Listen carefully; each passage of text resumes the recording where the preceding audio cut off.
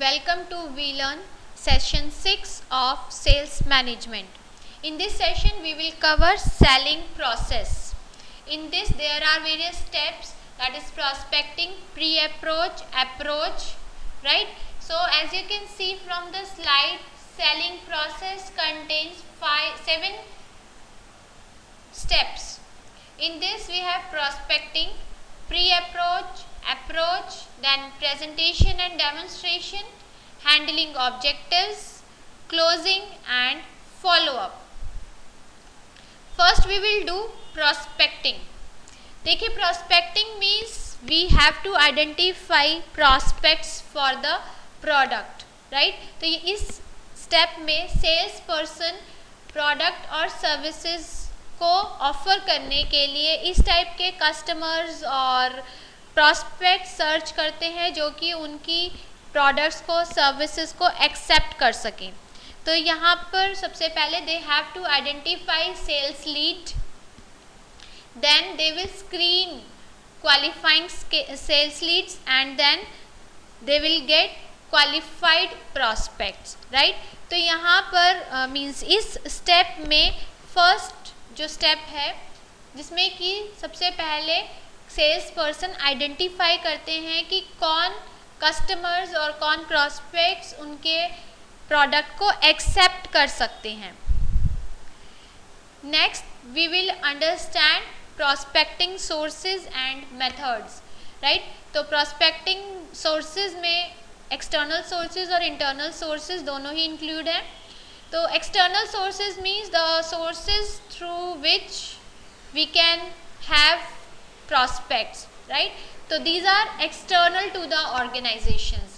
Like किसी के भी रेफरेंस से अगर हमें कोई prospect मिलता है, किसी के रेफरेंस में मतलब कि मान लीजिए रिलेटिव्स, फ्रेंड्स, इनकी हेल्प से कोई रेफरेंस मिलता है, कोई सेल्स लीड मिलती है, तो ये एक्सटर्नल सोर्स का पार्ट है.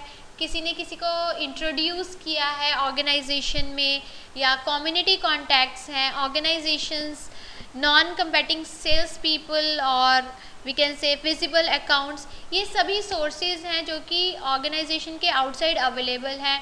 जैसे हम किसी ऑर्गेनाइजेशन से कांटेक्ट कर सकते हैं, कुछ ऐसे सेंटर्स जो कि इन्फ्लुएंस करेंगे हमारे प्रोडक्ट को, हमारे ऑर्गेनाइजेशन को इन्फ्लुएंस करते हैं, उनके थ्रू हम डेटा कलेक्ट कर सकते हैं और अपनी प्रोडक्ट ऑफर कर सकते हैं सेल करने के लिए. Next we can use internal sources. These are the sources which is available within the organization, right? तो internal sources में हम include करते हैं जैसे कंपनी का जो database होता है, कंपनी के जो records हैं, those records can be used as we can say searching prospects, right? Company की list, directories, they can also be help organization to search prospects.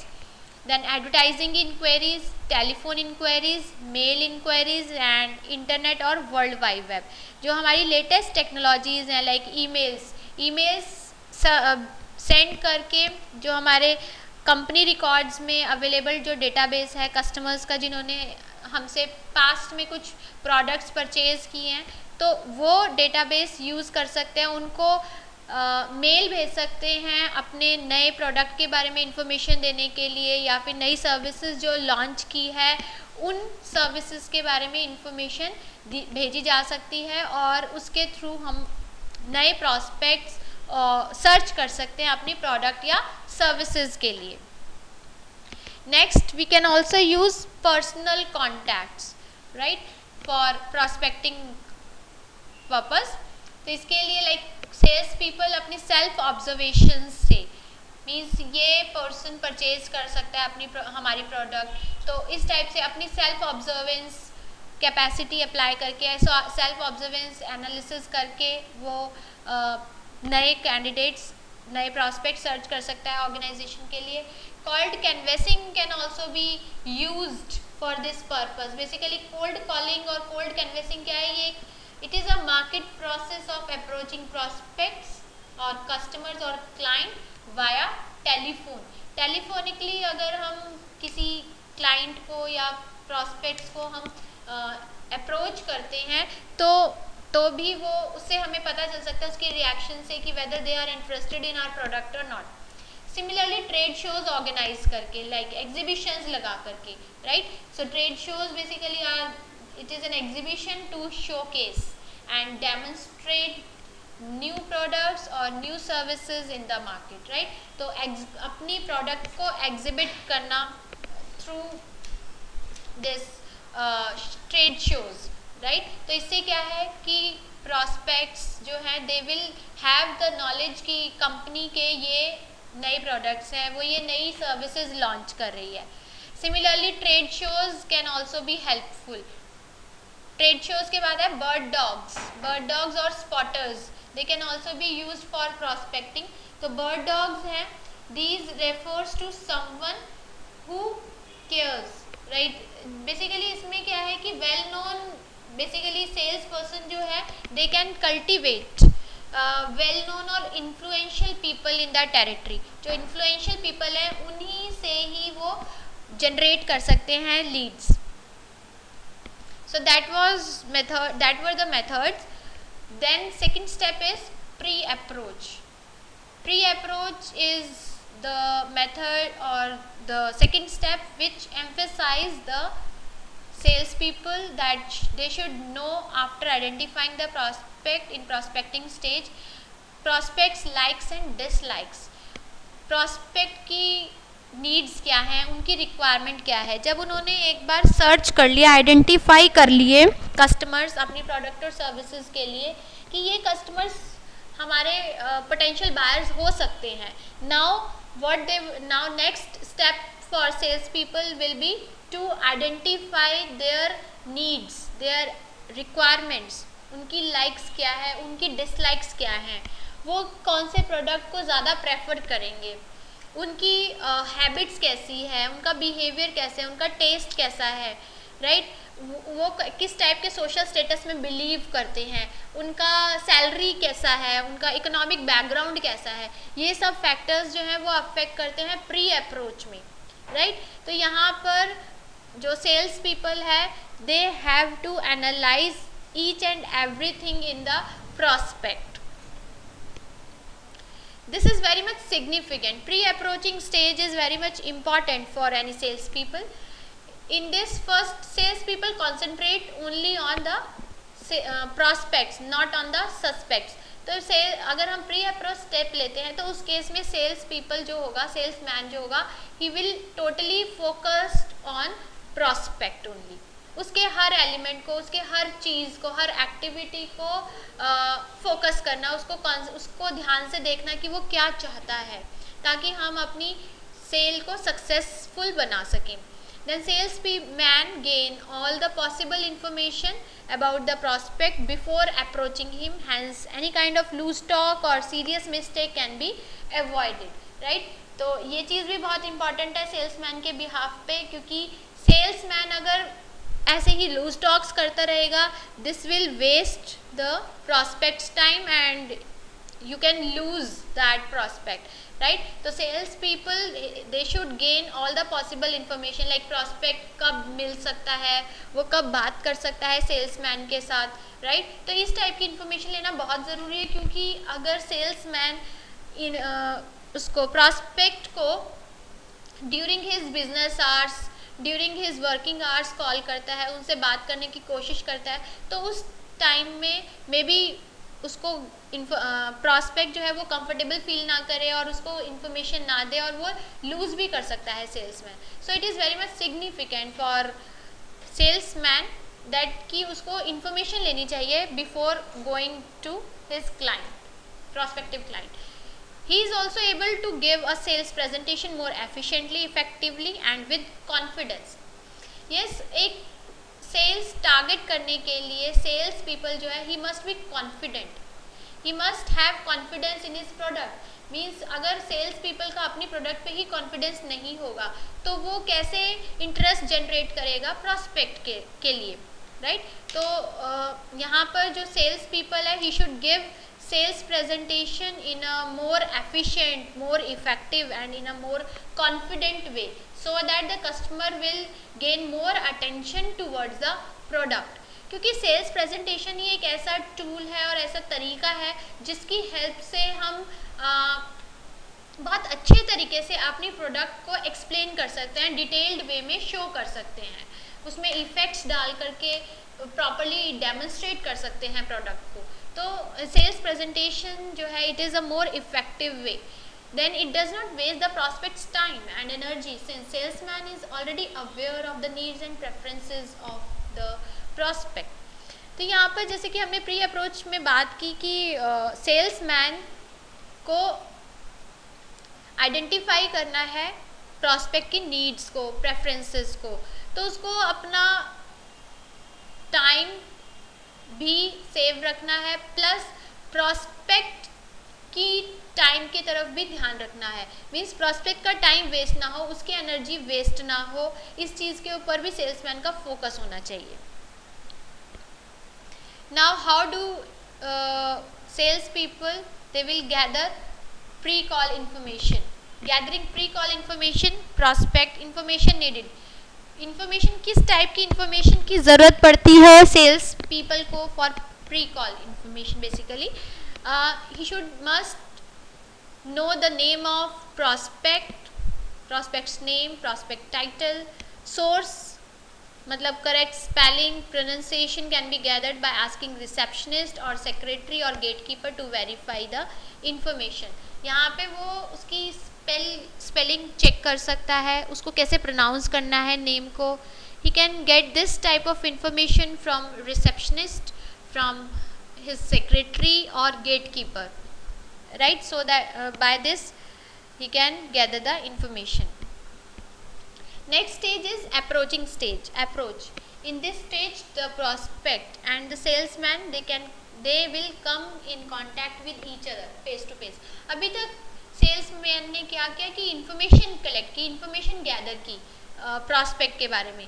अब क्या है कि वो डायरेक्टली उसके साथ मीटिंग रख रहा है, तो प्रॉस्पेक्ट और सेल्समैन दोनों ही फेस टू फेस कांटेक्ट में है and salesman has an opportunity to understand and interact with the prospect in a better way. तो जब तक ये जहाँ तक बात आती है कि अंडरस्टैंडिंग की, तो सेल्समैन और दिस प्रॉस्पेक्ट जब तक आपस में फेस टू फेस कम्युनिकेट नहीं करेंगे तब तक हम इजीली सेल्समैन अंडरस्टैंड नहीं कर सकता। तो अप्रोचिंग स्टेज में क्या है कि सेल्समैन डायरेक्टली कांटेक्ट में है प्रॉस्पेक्ट के और उससे साथ डायरेक्टली इंटरेक्शन कर रहा है, तो यहाँ पे उसको अपॉर्चुनिटी मिलती है कि वो अपने प्रॉस्पेक्ट को ज़्यादा अच्छी तरीके से समझ सके। Salesman should put forward his best efforts to make the best use of this opportunity. Means जो उसको ये अपॉर्चुनिटी मिली है प्रॉस्पेक्ट को अंडरस्टैंड करने की, तो उसकी अटेंशन गेन करने के लिए, उस प्रोडक्ट को बाय करने के लिए सेल्समैन कस्टमर को, प्रॉस्पेक्ट को कन्विंस कर सकता है by his observation, by his analytical skills. Then getting the attention of prospect and persuading him to buy are the two main objectives of a salesman। Salesman का main objective क्या है कि वो prospect की attention gain कर सके, उसको attract कर सके, उसको इन्फ्लुएंस कर सके, परसुएड कर सके कि वो उस प्रोडक्ट को परचेज कर ले। This is the main goal of any sales person. Then approach adopted by salesman। Salesman he can directly approach the prospect without any introduction whatsoever and then conduct an interview। तो ये एक तरीका है जो कि adopt कर सकता है सेल्समैन कि वो डायरेक्टली ही प्रॉस्पेक्ट को जाकर के अप्रोच करे। सेकंड थिंग इज़ उसको एक एडवांस में मेल भेज सकता है जिसमें कि वो एक्सप्लेन करे अपनी प्रोडक्ट के बारे में, उसके बेनिफिट्स के बारे में, और उसके पास जो भी और प्रोडक्ट्स अवेलेबल हैं उसकी भी इंफॉर्मेशन वो मेल में ऐड कर सकता है। Means in this he is not directly approaching to the prospect, rather he is mailing the information about the product, its benefits and also other products available with the organization। There is no better method of securing an appointment with the prospect than through a reference, right? तो यहाँ पे वो reference method use कर सकता है, वो like friends, relative या business associate ने जो उसको रेफरेंस दिए हैं, तो उसकी हेल्प से उन रेफरेंसेस को यूज़ करके he can fix an appointment with the prospect.